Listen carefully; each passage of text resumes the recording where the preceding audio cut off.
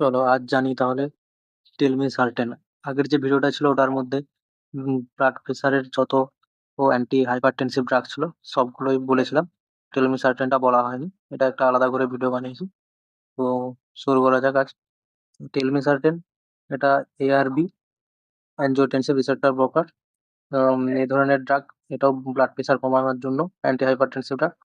তো এটার যে আর ড্রাগগুলো আছে ওটা লোর সার্টেন, ভেলা সার্টেন, স্ট্যান্ড যে টাইপের ডাকগুলো থাকে সেগুলো সবই অ্যান্টি হাইপারটেনসিভ এআরবি ক্লাসের ডাক। কিভাবে এটা কাজ করে বেসিক কনসেপ্ট নিই, প্যাথোফিজিওলজি বা ফাংশনে যাচ্ছি না। বেসিক কনসেপ্ট, র্যাস সিস্টেমে ইনহিবিটর। র্যাস সিস্টেম কিভাবে কাজ করে? র্যাস সিস্টেম একটা হরমোনাল সিস্টেম যেটা আমাদের রেগুলেট করে ব্লাড প্রেসার আর ফ্লুইড ব্যালেন্স মেনটেন করে বডির মধ্যে। তো এটা আমাদের ভ্যাসো ডাইলেটেশন করে, মানে কন্ট্রাকশন কমায় এবং ব্লাড ভেসেলে ডাইলেট করে আমাদের আর্টারির মধ্যে। আর্টারিটাকে ডাইলেট করে, তো ব্লাড প্রেসার কমায়। তো এটা আমাদের সোডিয়াম থাকে, ওয়াটার থাকে, ইউরিনের এর মধ্যে লস করে দেয়। আর পটাশিয়ামের রিটেনশন করে দেয়। তো এটা ব্লাড প্রেসার ছাড়া আর কি কি কাজ করে সার্টেন মেডিসিন? না, ডিক্রিজ রেনাল পারফিউশন প্রেসার। রেনালের যে পারফিউশন প্রেসার সেটা কমায় কি হবে, আমাদের গ্লোমেরুলার আছে যেটা আমাদের কিডনির ফিল্ট্রেশন, ব্লাড ফিল্টার করে আমাদের কিডনির মধ্যে। গ্লোমেরুলার ওর ছাঁকনি যেটা থাকে ওটার প্রেসার কমিয়ে দেয়। আর অ্যান্টি প্রোটিনিউরিনিক ড্রাগ, তো অ্যান্টি প্রোটিনিউরিক ড্রাগ এটা ওই গ্লোমেরুলার প্রেসার কমানোর ফলে প্রোটিন যে থাকে ব্লাডের ইউরিনের মধ্যে যে প্রোটিন থাকে, তো সেই প্রোটিনকে কম করে এবং প্রোটিন বেরোতে দেয় না, প্রোটিনকে আটকে রাখে সেই চাকনির মধ্যে দিয়ে। আর ডায়াবেটিক পেশেন্ট যারা থাকে তাদেরও অনেক সময় কিডনির প্রবলেম আসে, তো রেনাল ফাংশন প্রবলেম থাকে। হাইপার টেনশনের জন্য নেফ্রোটিক সিন্ড্রোমও হয়, তো এখানেও কাজ করে। এটা নেফ্রোটিক সিন্ড্রোমে আর হাই প্রেসারেও কাজ করে। Congestive heart failure, congestive heart failure কিভাবে কাজ করে? ভলিউম ওভারলোড হয়ে যায়, তো ভলিউম ওভারলোডটাকে কমায়, কমিয়ে কনজেস্টিভ হার্ট ফেলিওর কাজ করে। আর আছে কনসেন্ট্রিক এলভিএইচ, মানে লেফট ভেন্ট্রিকুলার হাইপারট্রফিও কাজ করে। কার্ডিয়াক রিমডেলিং, হার্টের কোনো সমস্যা থাকলে সেটা রিমডেলিং করে। বেনিফিটস কি কি? না, ইনসুলিন রেজিস্ট্যান্ট এক তো টেলমিসার্টেন ইনসুলিন রেজিস্ট্যান্স। তো কোনো পেশেন্টের যদি আগে ডায়াবেটিক পেশেন্ট ছিল, তারপরে হাইপার টেনশনে এসেছে, তো ব্লাড প্রেশার বেড়েছে, সেই পেশেন্টকেও দেওয়া যেতে পারে। আর সিকেডি যদি হাই প্রেশার পেশেন্ট থাকে তাদের সিকেডিতে প্রোগ্রেসিভ হয়, তো সেটাও কম করে, সিকেডি প্রোগ্রেশনের কমায়। অ্যাডভার্স এফেক্ট কি কি?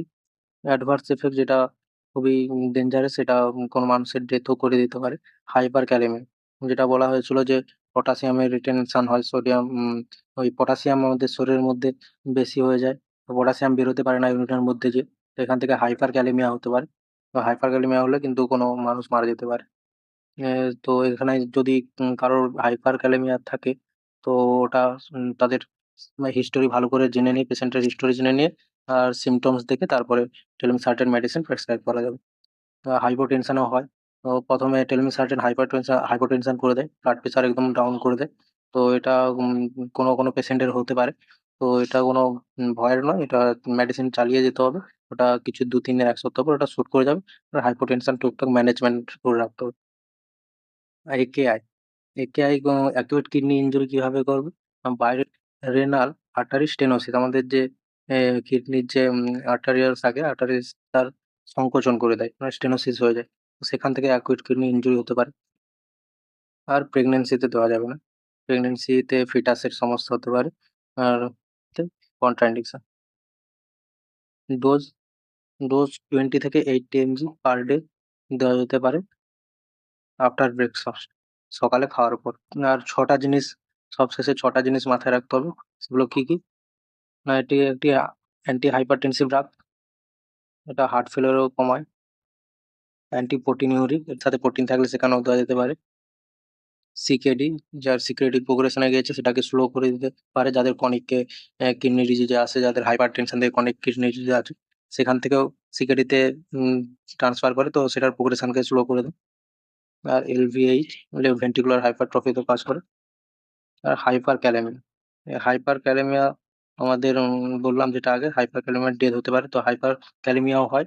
তো এর জন্য এটা একটু দেখে পেশেন্টের হিস্টোরি, সিম্পটমস নিয়ে তারপর প্রেসক্রাইব করতে হয়। ভিডিওটি ভালো লাগলে লাইক করে দিও, আর এরকম ভিডিও পেতে, ভিডিও দেখতে আমার চ্যানেলটিকে সাবস্ক্রাইব করে রাখো।